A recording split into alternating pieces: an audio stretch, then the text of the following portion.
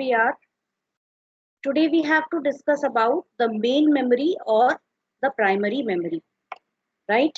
So when I already taught in the last class that memory unit is one part, a very essential part of your CPU.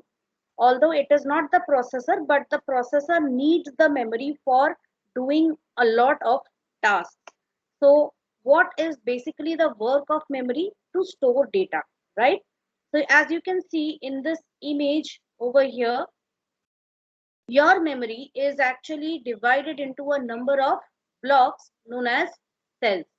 Okay, each cell stores 8 bits of data, right?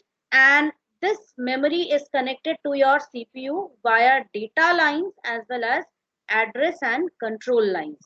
What do the data lines do? The data lines work is only to fetch data from the memory, take them to the CPU and vice versa.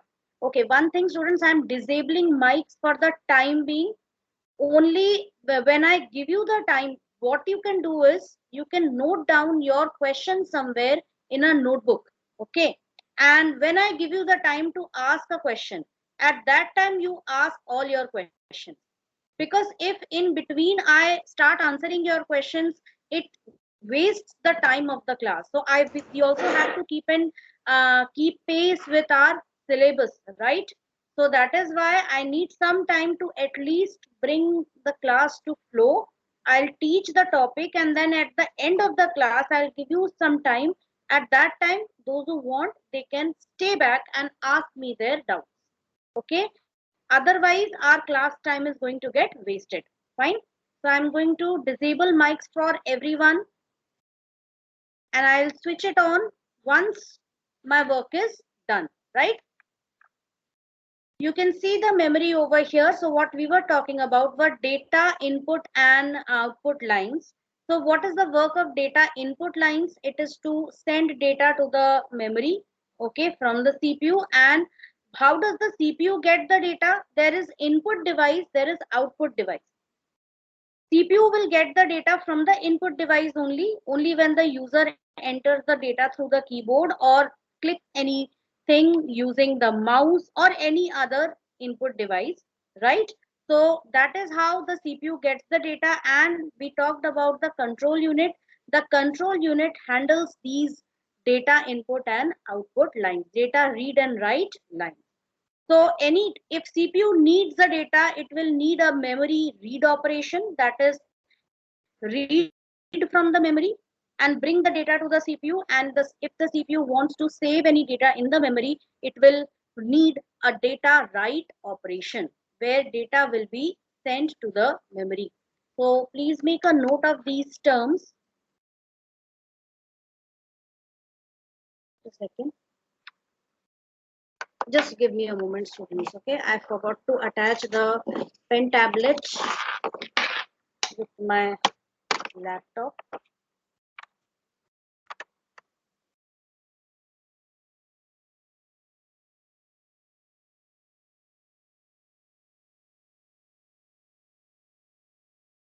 Data read and data write. Okay, read is when CPU needs to fetch data from memory. Memory, I'm using M/R, right? I'll be using these abbreviations from time to time. And data write means CPU needs to send data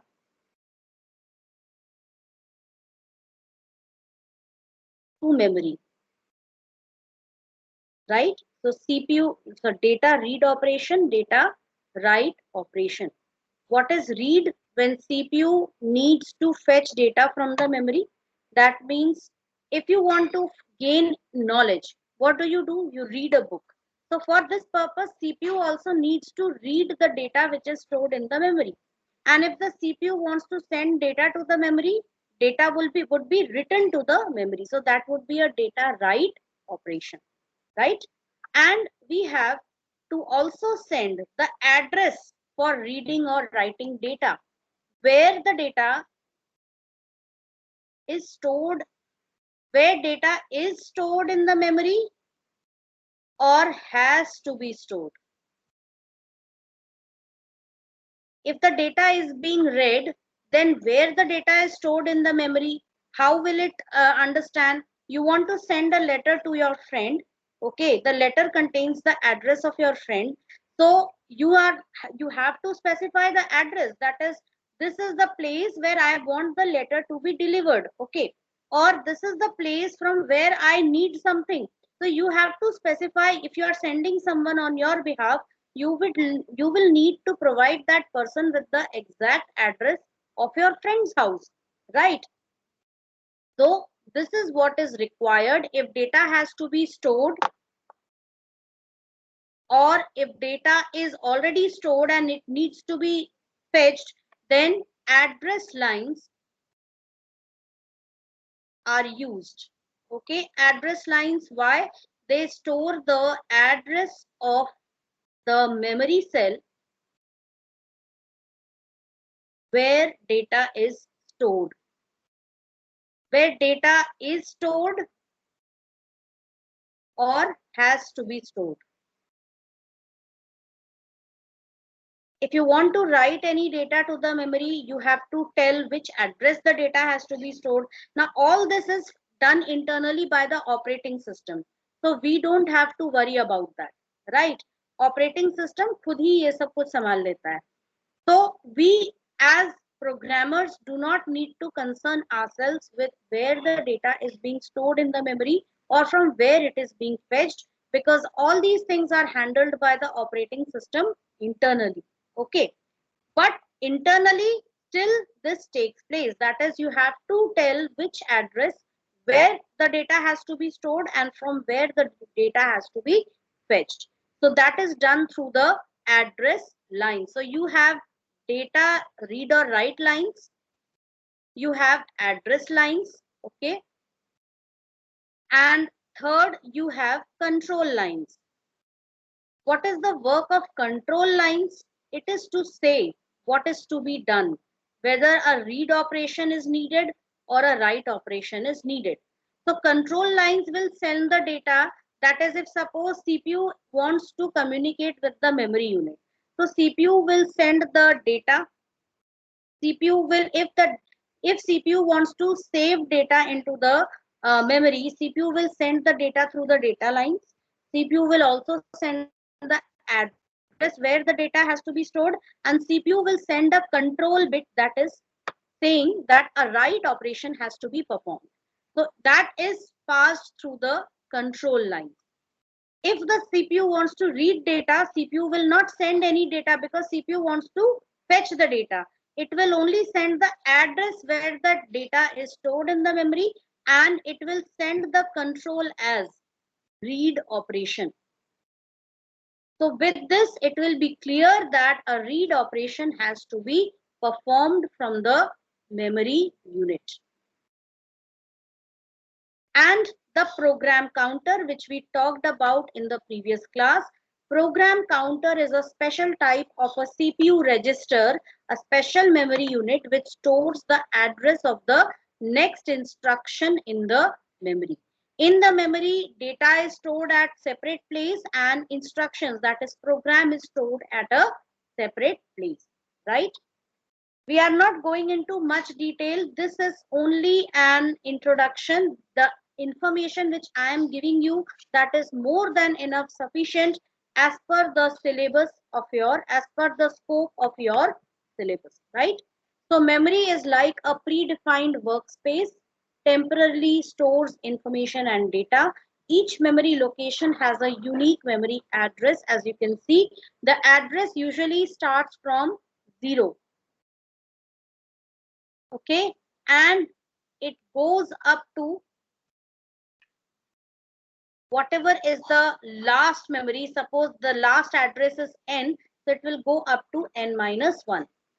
First address will be 0 and the last address will be n minus 1. It is volatile. Memory is divided into cells. each cell is further broken into bits. That is, each cell is capable of storing exactly 1 byte of information.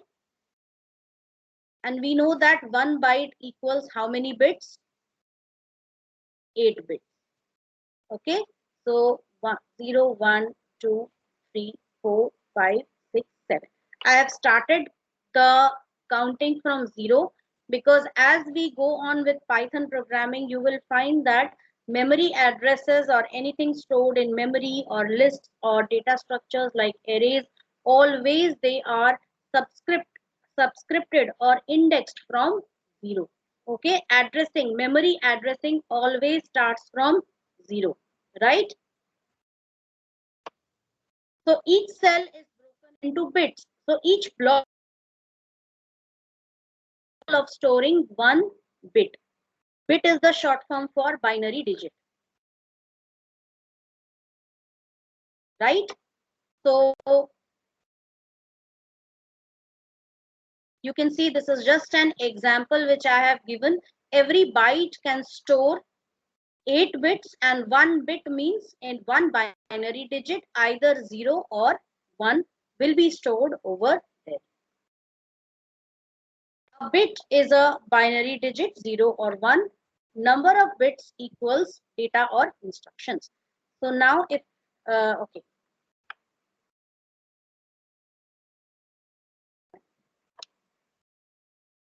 That was about memory. We are moving forward and we will be seeing some units of memory now. As you can see over here, every block is capable of storing 1 bit of information. You can just count 1, 2, 3, 4, 5, 6, 7, and 8. Okay. So this is the cell 0, the very first cell which stores 1 byte of information. So 1 bit equals 0 or 1. 1 byte equals 8 bits. 1 kilobyte equals 2 raised to the power 10 or 1024 bytes. This is very important, students. Please note this down. Okay. 1 kilobyte equals 2 raised to the power 10 or 1024 bytes.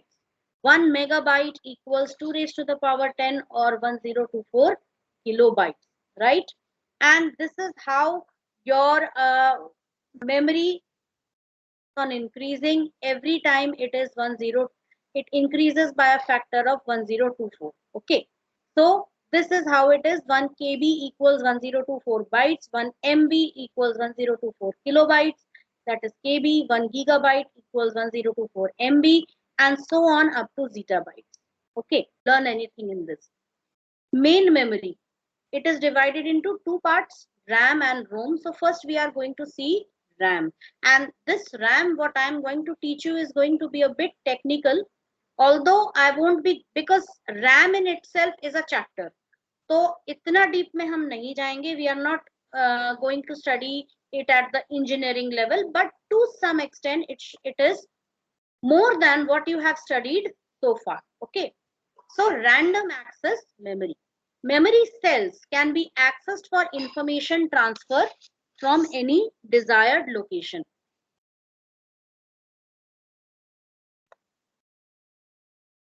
Process of locating a word in memory is the same. Okay, that is why it is known as random access memory. Why?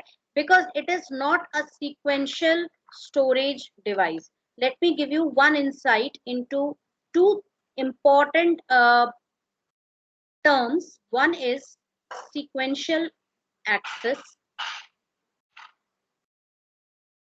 and second random access. We start with sequential access. Students, all of you might have seen a cassette player. Have you seen a cassette player? Yes, ma'am. Yes, ma'am. We don't use it much because it's an obsolete device these days.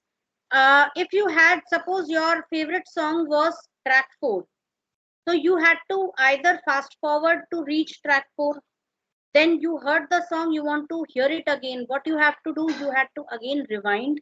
So in order to reach track 4, either you listen to all the first 3 songs, or you forward fast forward. Fast forward means it will quickly just go on winding up the tape so that it reaches song 4. That means all the previous locations, your destination is song 4, all the previous location have to be traversed.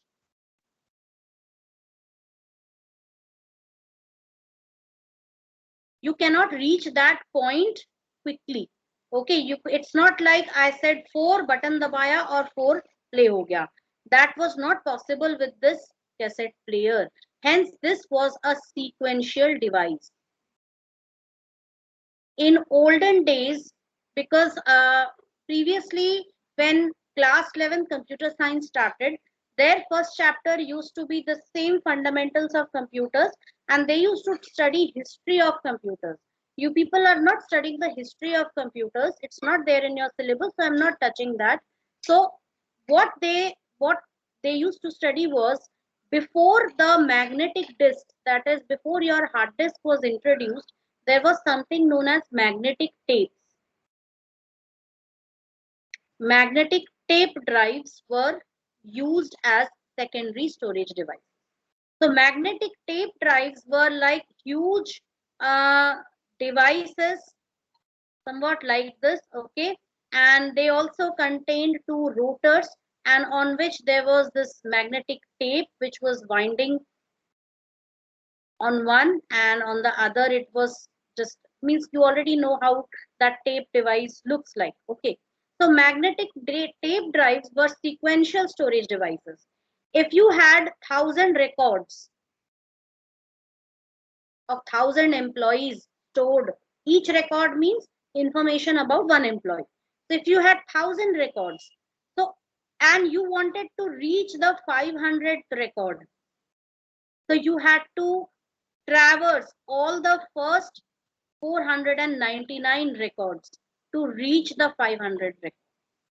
Okay, so access was like, it was time consuming. If it was that you wanted to access the 5th or the 10th record, it would take less time than it would take to reach the last record or record which is in between. So as the record went to the end of the tape, the access time needed for accessing that was also increased. Okay, and hence this made sequential devices very slow. So in order to remove these drawbacks, what was introduced? Random access. That is, no matter where the record is stored in the memory, it should take the same amount of time to access it, right? It was just like when we started purchasing DVD players, CD players, and in CD players we had a remote. We just, if I want to listen to track 11, I will just press 11 on my remote and it will start playing track 11. So I don't have to wait for fast forward or rewind or listen to all the previous songs. Okay, so that is random access, and our RAM, random access memory, is based on this. Got it? Now let's move on. The process of locating a word in memory is the same, no matter from where you are locating that word. Requires equal amount of memory, hence the name random access. Now, collection of, what is RAM? It is a collection of storage cells together with associated circuits. Now there is a lot which within these circuits. Okay, there is a lot of internal machinery and electronic circuitry which is involved in creating these storage cells, which is beyond the scope of discussion here. Transfer information in and out of storage. So this, as these associated circuits, they help in storing data and to fetch data and write data. It stores binary information in groups of bits called words. Now this is very important, something which you have not studied so far. A word is an entity of bits. It's a collection of bits that moves together as a unit. Okay, moves in and out of storage as a unit. Like if you have your RAM, this is your RAM. We will be representing RAM using a block diagram over here. So n bits will move into RAM, n bits will come out of RAM. Okay, so this is actually what n data input lines and the n data output lines.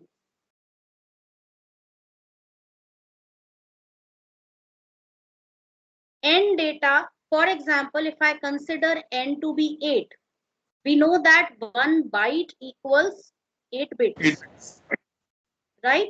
So n bits, that is 8 bit of data. If we have n data input lines, that is 8 data input lines, 8 bits will move together as a unit, will be saved to RAM, and 8 bits will come out of RAM as one single unit. This is how data is stored. So this 8 bits or 1 byte, that represents 1 byte is 1 byte, right?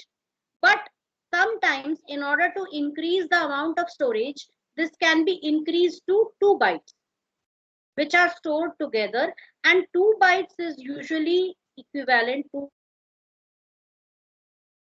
1 word of memory, which means 2 bytes. Got it?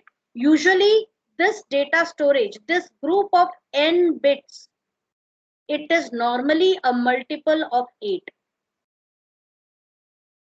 It will be 8. 2 bytes means 2 into 8, 16 bits, 8 bits, 16 bits, 32 bits, and so on. But normally for our, like for my 4 GB RAM which I am using, it is 8 bits. Normally it is 8 bits, that is 1 byte. If you purchase your RAM, right? So your RAM which you are using, like if you are using 4 GB of RAM, then that would be what? 4 GB, you can convert this into bytes and that you will get. So now we are going to study that in detail. A memory word is a group of ones and zeros and may represent a number, an instruction code, one or more alphanumeric characters, any other binary coded information. So what data do we need to store? Any number, it could be any instruction code, means any instruction, any program statement which we write, it internally translates to an instruction code. Now, what the programming which you do in Python, students, let me give you a small intro into that. The programming which you do in Python, that is usually high level language programming or high level programming, where the statements are quite comprehensive and you can easily understand the statements. I simply write A equals 5, B equals 10, C equals A plus B, and I simply write print C. बस मेरा programme तो यहीं पे खत्म हो गया. But now, you know, this one statement which is in high level language, it corresponds to how many machine level languages, lines, machine level code. Internally, this line will be a collection of multiple machine level code. That is the machine language or zeros and ones. But it is difficult for us to learn the language of zeros and ones. It is difficult for us to understand zeros and ones because program debugging, program error finding and correction becomes very difficult if only zeros and ones are used. But let me tell you, the first generation computers, they used to use this machine language to code programs in the computer. And at that time, we didn't have these elaborate monitors and keyboards and mice. Keyboards were there, but we didn't have monitors.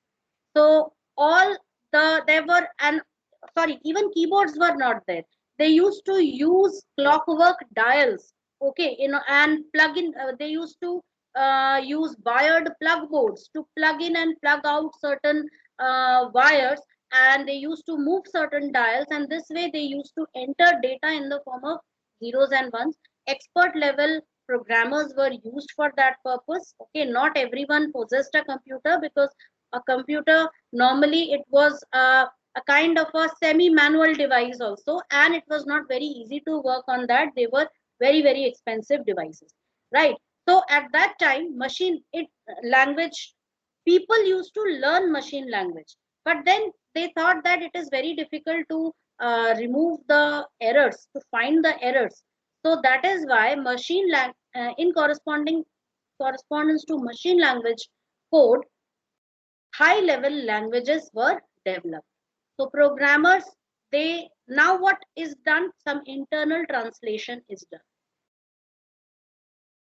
Okay, internally these high level programs are converted into machine language code, and your actual program, which is normally for you it is only a 4 line of code, it becomes very lengthy. Some, how do I say, it could even correspond to about 40 to 50 lines of code in machine language, right? Because every single instruction which you see here, it corresponds to multiple machine languages. So it could stand for an instruction code, one or more alphanumeric characters. Alphanumeric means alphabets plus digits plus any special symbols which are there on your keyboard. Any other binary coded information. So a memory word normally consists of this data. Data could be in the form of these 4 red colored bullet points which I have written over here. Most computer memories use words whose number of bits is a multiple of 8. For example, 16-bit word which is equals to 2 bytes, 32-bit word which is equals to 4 bytes. Internal structure of a memory unit is specified by the number of words it contains and the number of bits in each word. So now come to the main picture over here. Take a very good look at this block diagram of random access memory. This block, this rectangle which you are seeing over here, this rectangle is actually a complicated internal circuitry, electronic circuitry. It's a combination of a lot of circuits which are combined together and placed as one single unit. So that is why a block diagram has been used, because it is not important for us to, it is not imperative for us to know what internal circuitry is there. There are flip-flops, counters, and multiple things inside that. Okay, so we don't need to worry ourselves with that. What we have to worry about is only what goes into it and what comes out. So what is going into it? N data input lines. As I said, that is, if 8 bits, you can see in the memory how data is stored in the form of 8 bits. So what is going inside? 8 bits is going inside. That is, all 8 bits will go into the memory as one single block. Let me tell you how these 8 bits travel. Each bit can be controlled by on or off state of electricity.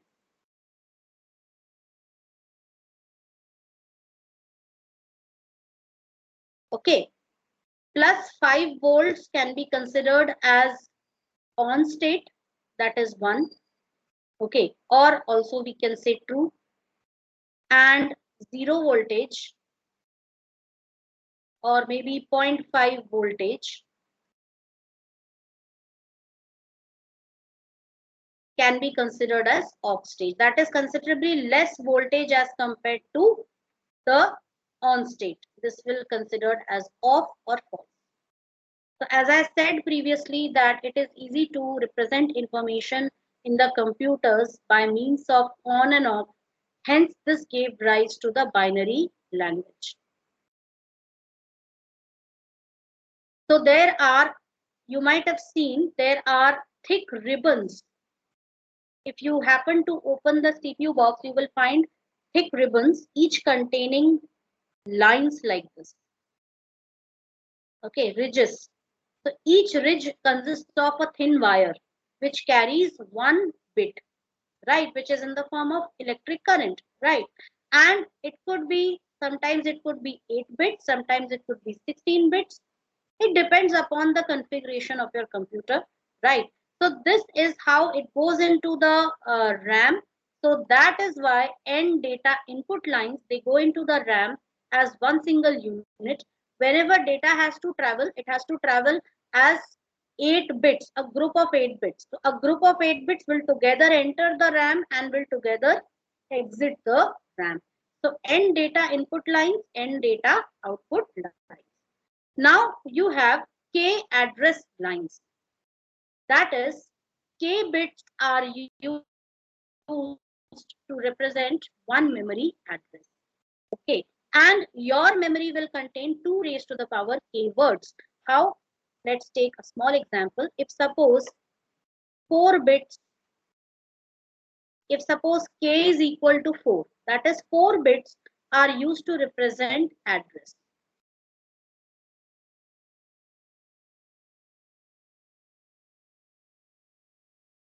Using 4 bits. Okay, so your memory size, or we can say total number of addresses which could be represented will be 2 raised to the power 4, which is equal to 16.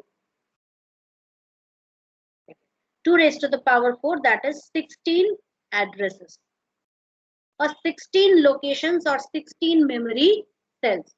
And the first address will start from 0 and the last one will end at 15. So it will be like this: 0000, which is the address of the first instruction, 1, 2. These are binary codes of all the integer values. Binary code of 0 is 0. Okay, this is 1, this is 2, up to 15. So total is what? 16. Right? So 16 memory cells will be there if your address is of 4 bits. Right? And your memory, the end data input lines, that is different. That is a word size. Normally it is 8 bits, that is 1 byte. So you can say that if there are 16 total addresses, it means how many bytes? 16 bytes are there. Got it? 16 bytes are stored. Right? And read and write lines. So these are control lines. Students, this more about this block diagram of RAM, I will be sending it to you as an offline lecture. Okay, offline lectures which will normally contain the detailed description of certain topics, right? Because that we are, as I told you, we are not going to carry this in 12th class. So that is why I'm going to spend some limited time on these topics, right? So read and write. Now these are your control lines, which will say whether data has to be saved in the RAM. Saved in the RAM means which operation? Write operation. And fetched from the RAM means read operation. Anything has to be saved in the RAM, that will be write operation. Anything that has to be read from the RAM will be read operation. Is this clear to everyone? Yes, ma'am. Yes, ma'am. Now you can ask your doubts. As we have come to the end of the class, you can ask your doubts. Raise your hand, those who want to ask a doubt.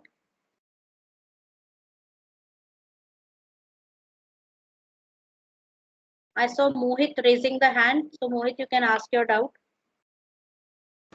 Yes, ma'am.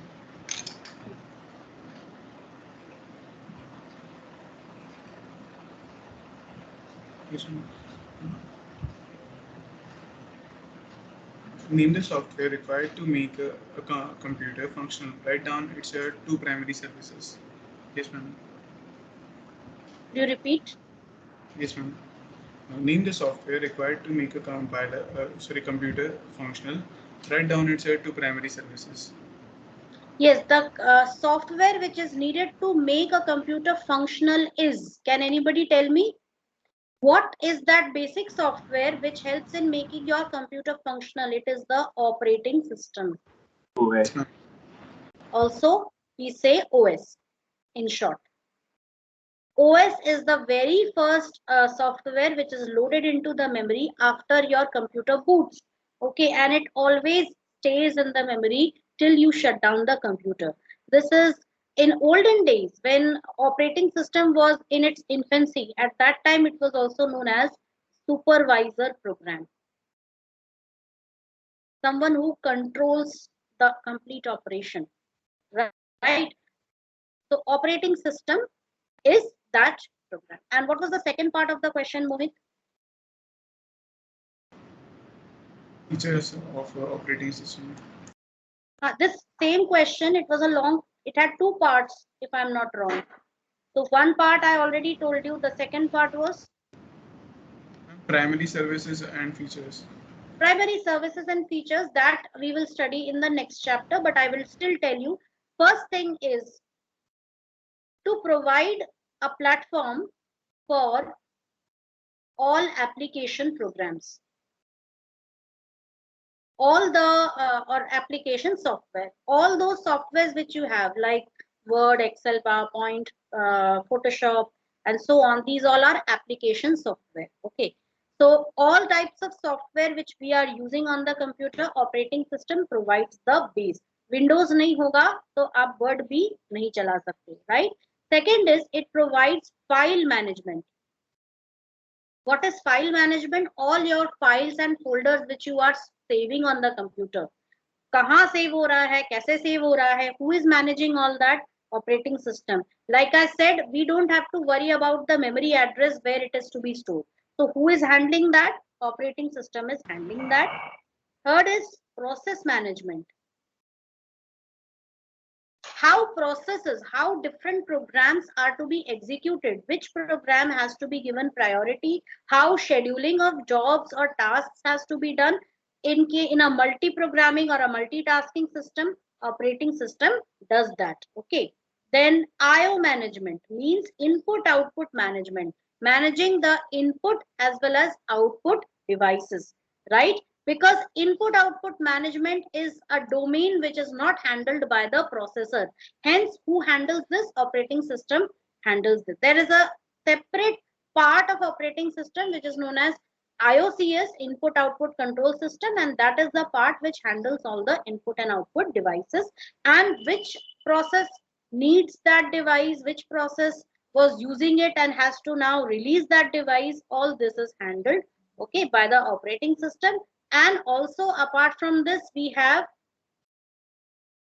data recovery and error finding routines. That is, any kind of system failure is there, or if there is a kind of an error which occurs, how to handle that. Operating system should have proper routines or proper methods to handle all those. You might have seen many times, you get, sometimes it happens that your system hangs and you have, or your electricity goes off, you have to restart the system, or the system just abruptly is shut down. It's not shut down properly, it gets closed off. So what happens is, once you start the system, is it like एक बार हुआ उसके बाद ही आपका system चलना बंद हो गया? No, you still keep on working, and sometimes you get a message that your system has recovered from a fatal error or a serious error. Okay, so these are but your system still, you will get the error message, but your system still keeps working.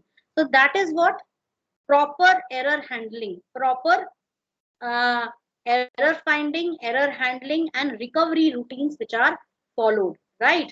And these are only a few out of the many different services which are provided by the operating system, which we will be studying in detail in the next chapter. Okay. Yes, ma'am. Yes, Yash Jiani. Yes, ma'am. Ma'am, I have a doubt, ma'am. How Python converts the data into a machine level language? Python doesn't convert the data. It is actually, Python has, yes, we can say Python has a compiler and interpreter. We will study about this in the next chapter about language processors. Okay, language processors or language translators are interpreters.